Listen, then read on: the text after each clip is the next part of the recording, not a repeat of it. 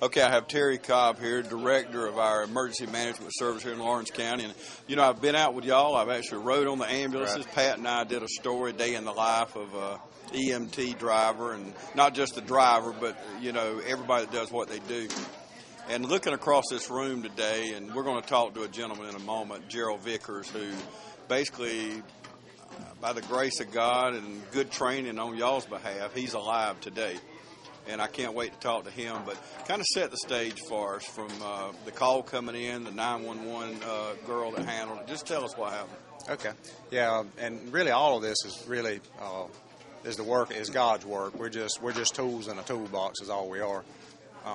But on the evening, the night that this all occurred, somewhere around 2 or 3 o'clock in the morning, Mr. Vickers was at work, began to feel ill. His coworkers felt obligated to drive him home. They drove him home, at which time his wife was woken up, and she decided that she was going to take him out to the emergency room and get them to take a look at him. And so she was in the process. They were in the carporch getting ready to get in the car when Mr. Vickers collapsed, at which time she summoned her daughter from inside the house, and they dialed 911.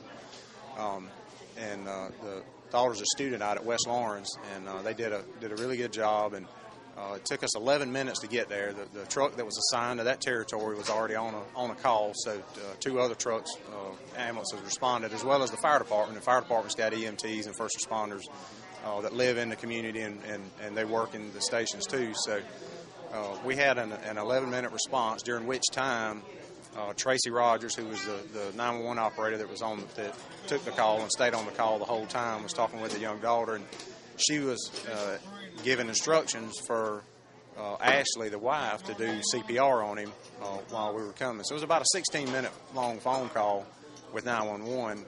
Crews were there responders were there within 11 minutes. And when they got there, they found Mr. Vickers to be in cardiac arrest, and they took over CPR and initiated advanced life support. Basically, before they pulled out of the driveway, they had a pulse back on him, and he progressively got better to the point where they did a heart cath there at Fairview Park. They do a lot of great things there as well, and he's here today with us, and so it's a great story. This is really why all of us EMTs and paramedics and dispatchers and firefighters, and this is why we do what we do. There's no paycheck as rewarding as being able to stand in a group and doing what we're doing today. How crucial, and how long have you got when somebody goes in cardiac arrest? What's that witching hour? Usually about 3 to 4 minutes before you start having brain damage. And we all need to know CPR, and I know it's changed through the years. How can we, people watching us now, because the next time they may not have somebody on the phone to relay it to them, and they're doing CPR. Is there training around our community? Yes.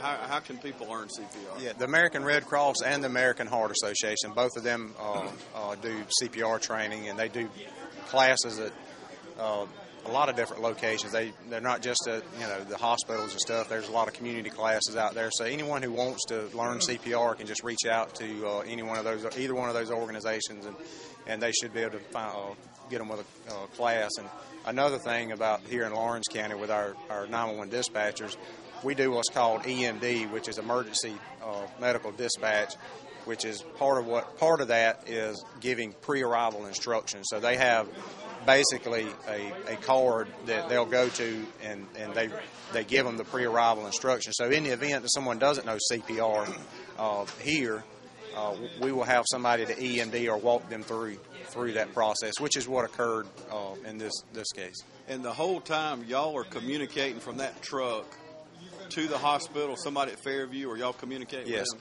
Yes, we are. The dispatchers are obviously communicating with us before we get there. Then once we get there, then we're going to talk to the hospital. We'll give them a report. We actually can take 12 lead EKGs, and we can send them wirelessly over to the hospital so that the physicians can be looking at it before we get there. But yes, they're sitting there waiting on us whenever we get there, and they know that we've got a cardiac arrest, and they've got everybody in the room that they need in the room whenever we get there.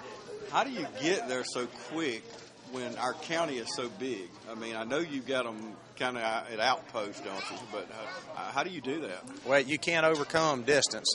You're just kind of limited, and emergency driving still has its limitations. You still have to stop at intersections and can't drive still but so fast. But we just do the best we can to get them there as quick as we can. Which, in some parts of the county, it just takes a while to get there. Which is another piece of EMS.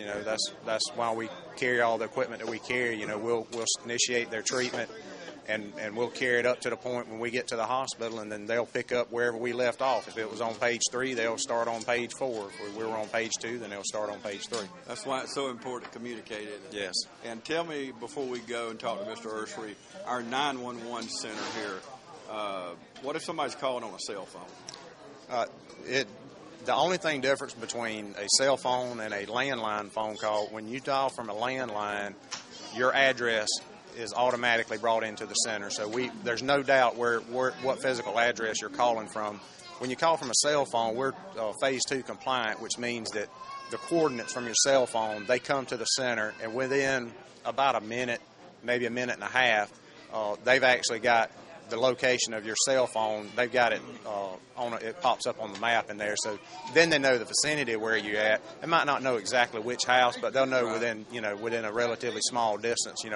We can get help to where it needs to be at. So if somebody basically runs off I-16 down in a culvert or something, you can pinpoint that automobile. Yes, and that happens quite often. Yeah. With I-16, a lot of people traveling through. People, they don't know what the landmarks are in the community, so we depend on that stuff a lot.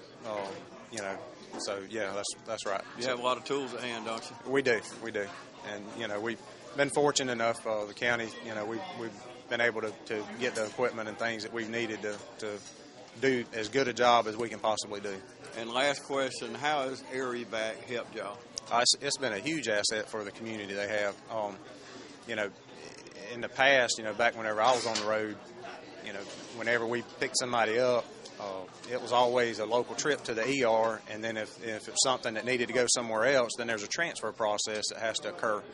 And there's just time involved in it that you just can't shave off of it. And with them being here and being able to transport as quick as they can, that gives us, EMS, more options as far as taking people straight from the scene and going straight to where definitive care can be provided for them. So it's been a huge asset to us. We've had several great success stories that involve them, being able to help us to get the patients to the right hospital for the right intervention. A lot of lives been saved, hasn't it? It has. Yeah.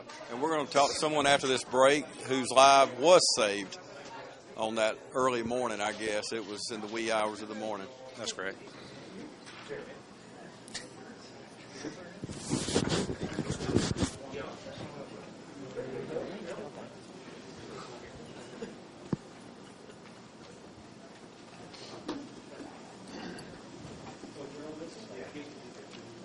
There he is.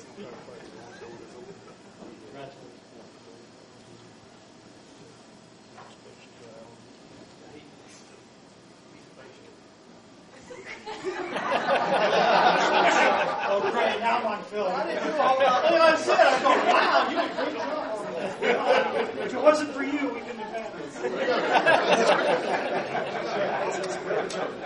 Thank you for that. And also, for our public safety folks, Sandy Moore. There you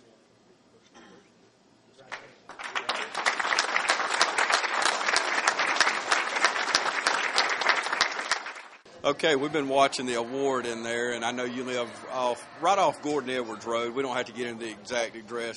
Tell us when this event happened, and just tell us a little bit about it. I believe don't remember the date 100%. I don't remember a whole lot about the night, actually. I believe it was around February 8th, maybe.